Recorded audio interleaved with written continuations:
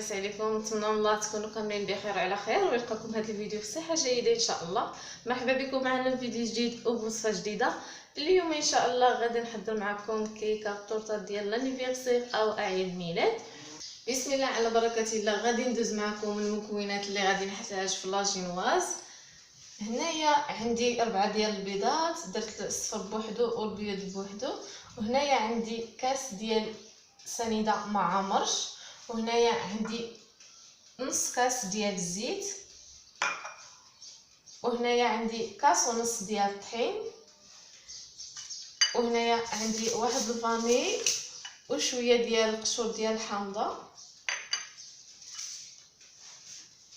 غادي ندوز دابا نحضر معكم لاجينواز. غادي ندير البيض ديال البيض هو الاول. بسم الله.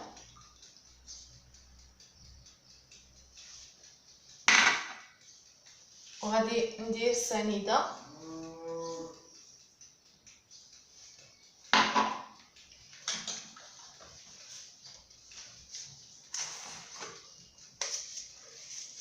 وغادي ندير واحد بيصه ديال الملحه. دابا غادي نطرب هاد البيض والسنيده حتى يطلع ليا، وغادي نبقى نزيد الصفر شويه بشويه، عاد نزيد الزيت. بقاو معايا تشوفوا المراحل. بسم الله.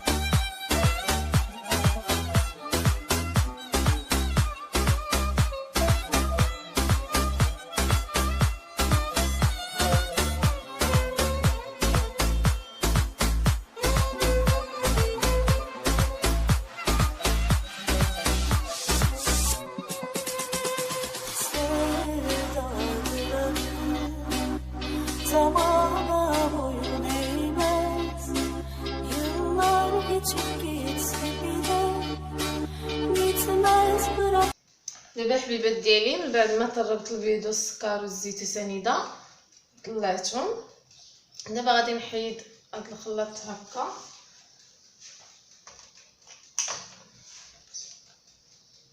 وغادي نبداو نضيفو الدقيق او الطحين كما كيبان لكم.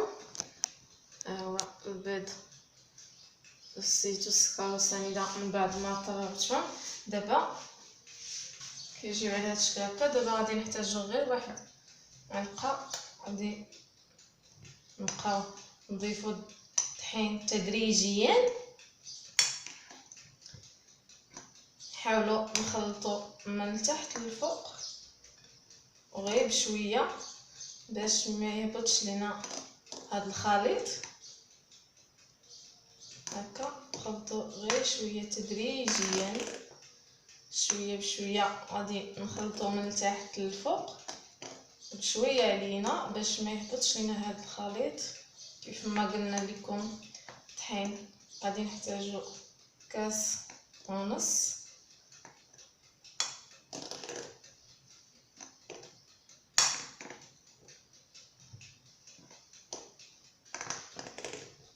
هكا نبقى على هذا الشكل حتى ندخل فيه هاد الطحين اللي عندي كامل. دابا غادي نضيف هاد القشور ديال الحامضه اللي عندنا حتى هما.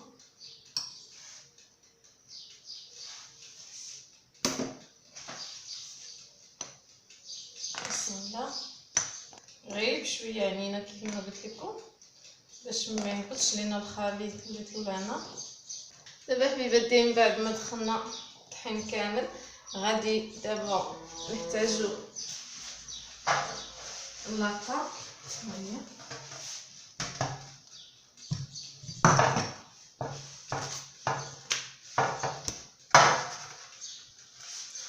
غادي نحتاجو الطاوه او لاطا اللي غادي يدخل الفران.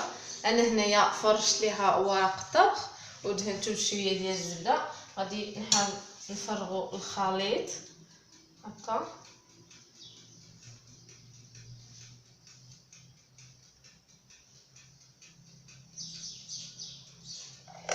الفران عندي في هاد الاثناء راني شعلتو كيسخن، غادي نشعلو غير لتحت،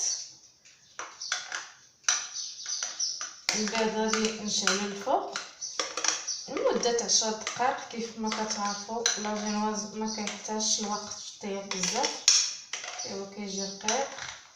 غادي ندخلها للفران مده 10 دقائق، غادي نخرجها. ما خاصهاش تكون طايب تطحنوا بزاف، المهم غير تشدينا داك اللون الذهبي. غادي نخرجوها.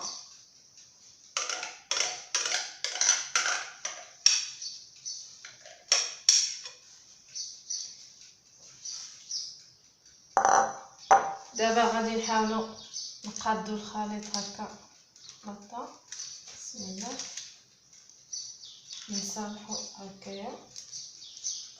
ها لاجينواز ديالنا خواتاتي من بعد ما قديناها كامل وسرحنا على هذا الشكل هكا. دابا شويه بلاطه هكا باش تكون قاده والسمك واحد. دابا غادي ندخلوها الفران لمده 10 دقائق، وخليكم معايا حتى تكملوا وتشوفوا الشكل ديالها ان شاء الله. دابا حبيبات ديالي من بعد ما دخلت لاجينواز ديالي الفران طيب، غادي ندوز نحضر معكم او نطلع الكريمه اللي غادي ننتج. انا هنايا عندي كريمه هولالا، هادي كنفضلها. هادي انا دائما كنستعمل هادي. كيف ما يمكن لكم ديري كريم شونتيي وطلعوها بالحليب، ولكن صراحه هادي كتجي زوينه بزاف والمذاق ديالها كيجي زوين ورخيصه في متناول الجميع. هادي حلو، ما غاديش نزيدو فيها السكر حيت اصلا هي حلوه. كيف ما كتعرفوا خاصها تكون بارده. نخرجوها من الثلاجه. بسم الله.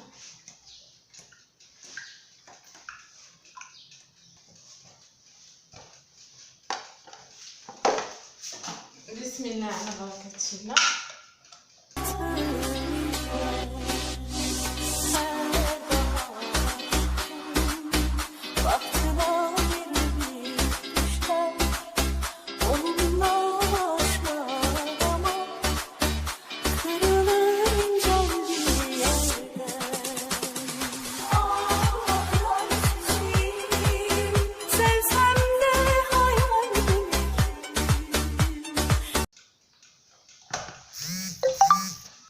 دابا ها الكريمه ديالنا حبيبات ديالي هكا كتخرج على شكل هكا. غادي نغطيوها ونخليوها جانبا ونحطوها في الثلاجه.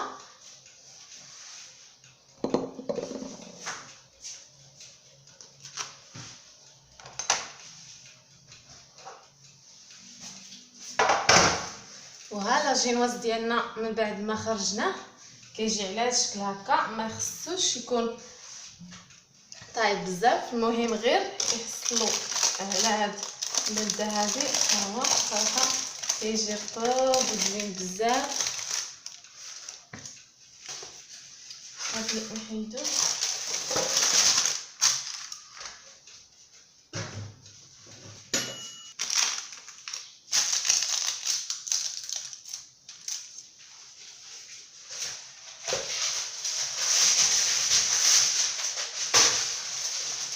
هي كيف ما كتبان لكم صراحه زوينه بزاف.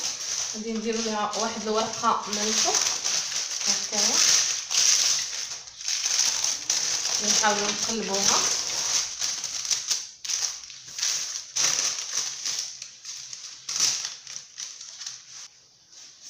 غادي نحيدو ليه هذا الورق هذا.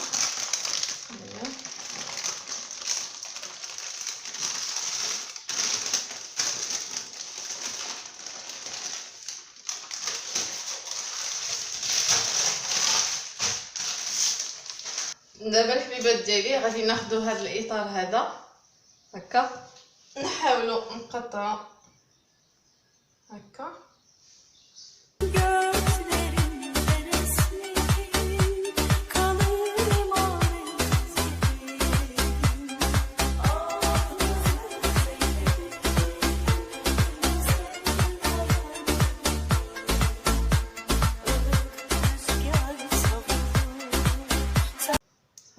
تجي زوينه مرطبه.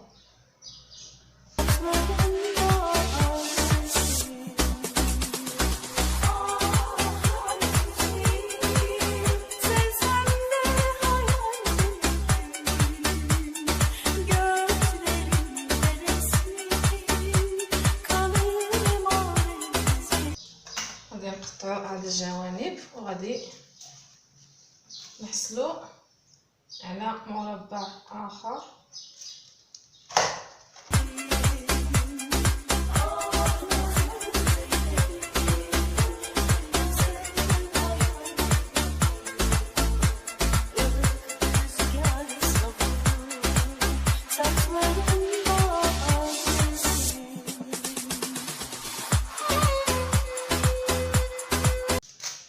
نحيد هاد الجنب هكا نتركو شي قاسي.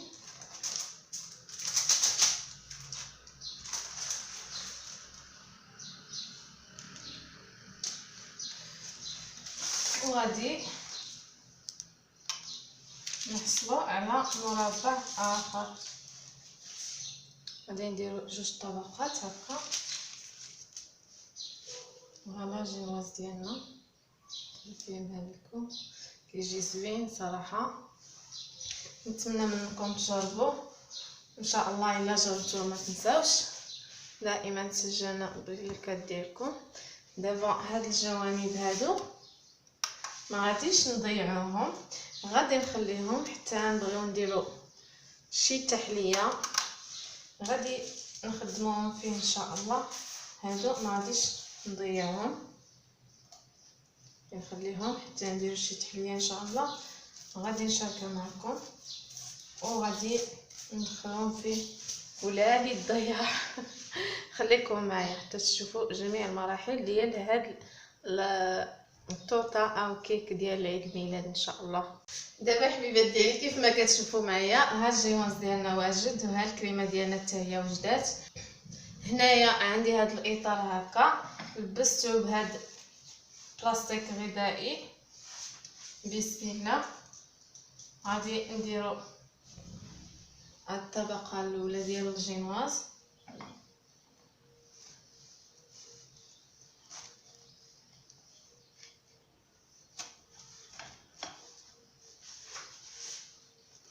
نحاولو نقادوها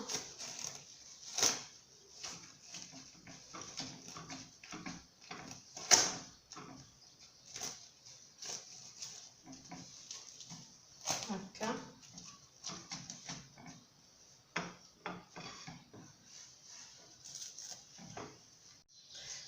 دابا الحبيبات ديالي ها الجينواز ديالنا واجد كيف ما كتشوفوا معايا. ها الكريمه ديالنا حتى هي وجدات.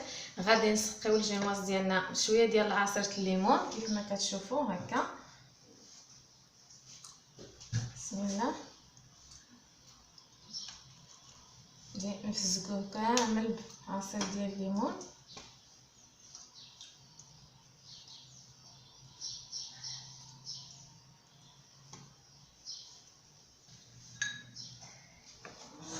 هكا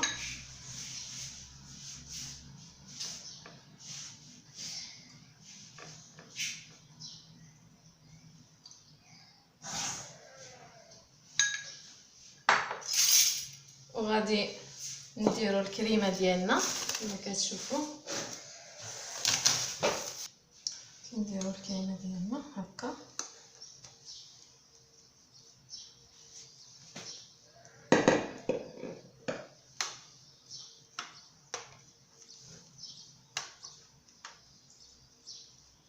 نحاولوا نقادوها كامل هكا على السطح.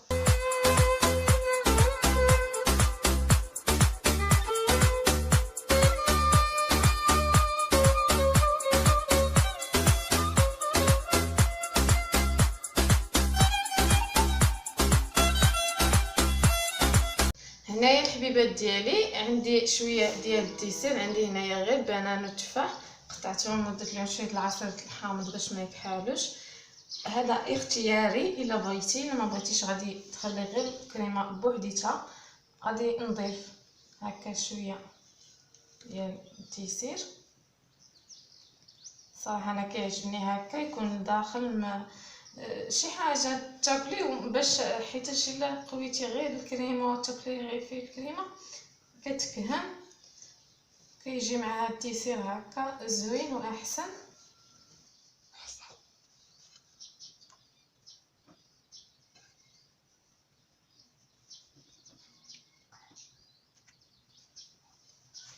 طشتها كامله بالتيسير.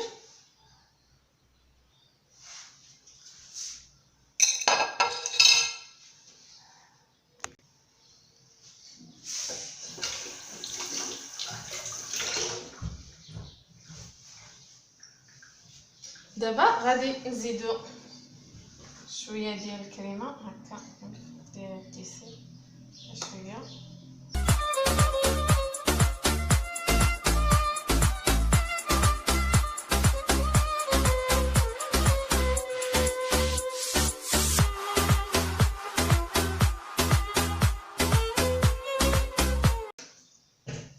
دابا غادي نزيدو الجينواز الثاني ما كتشوفوا. بسم الله.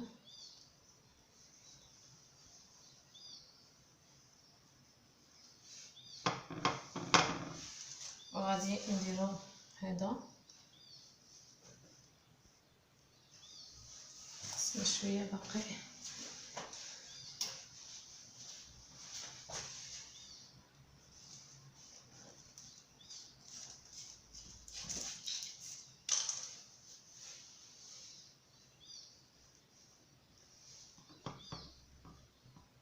كنحصلو على ربعة هكا مقاد شويه.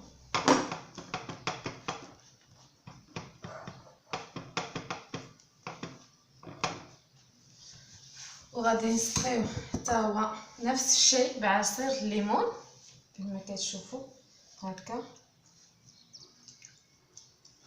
نسقيوه مزيان.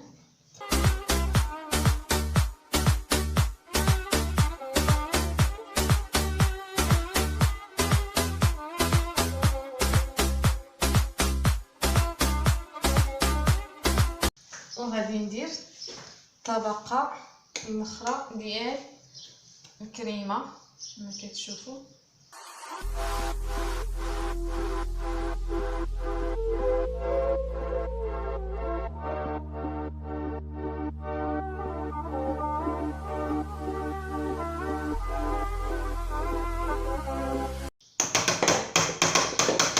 حاولوا نديروا غير طبقه رقيقه.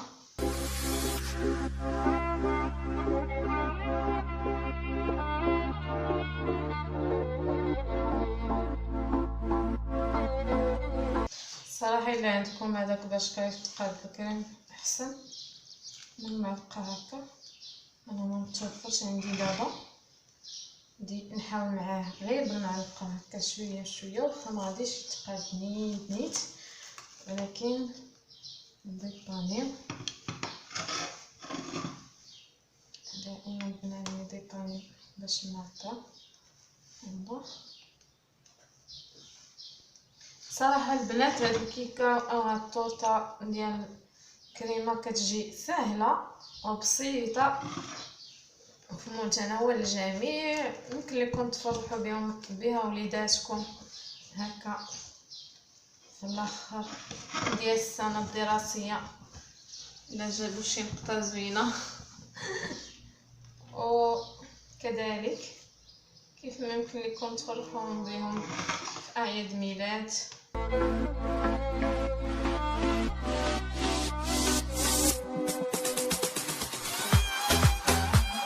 خليكم البنات حتى نقادوها كامله ونرجع لكم.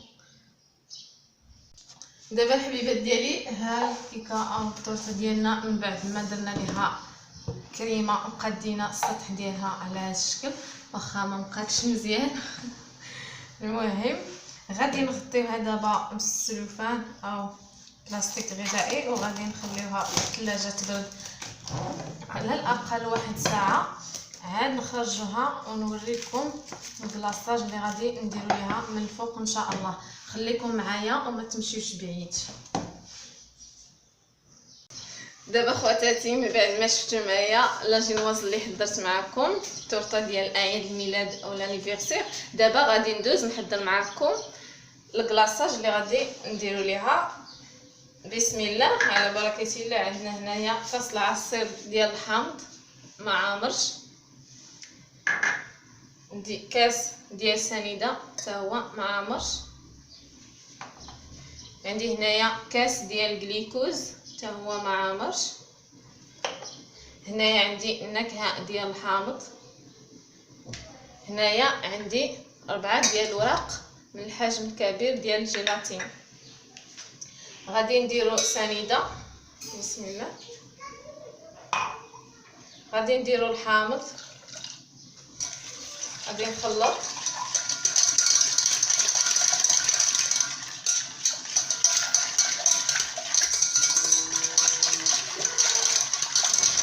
كيف ما كتشوفوا عندنا هنايا 4 ديال الوريقات من الحجم الكبير، غادي نديروهم في الماء هكا.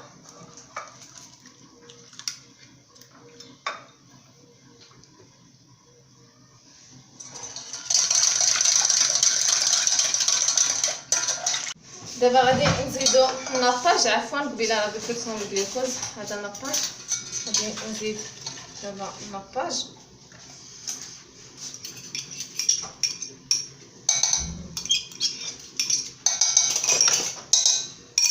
غادي نحركهم شويه،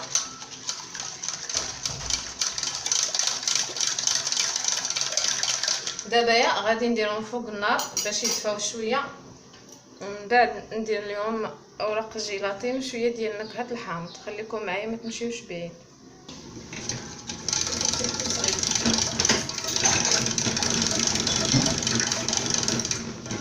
غير يدفى شويه غادي نحيدو. دابا من بعد ما حيدنا فوق النار، دابا غادي نزيدو هاد الوراق الجيلاتين اللي قلنا،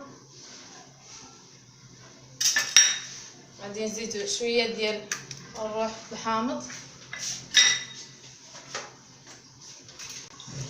غير شويه. دابا غادي نزيدو شويه ديال الروح الحامض،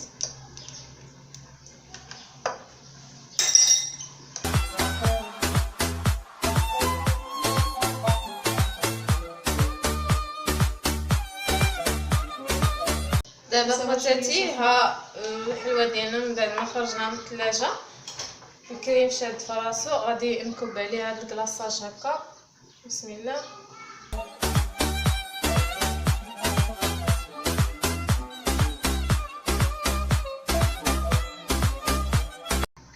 ها هي خواتاتي من بعد ما خوينا عليها الكلاصاج، دابا غادي ندخلوها الثلاجه تبرد حتى يشد فراسو ان شاء الله. من بعد نتلاقاو معكم في الطبق نهائي والشكل ديالها النهائي ان شاء الله.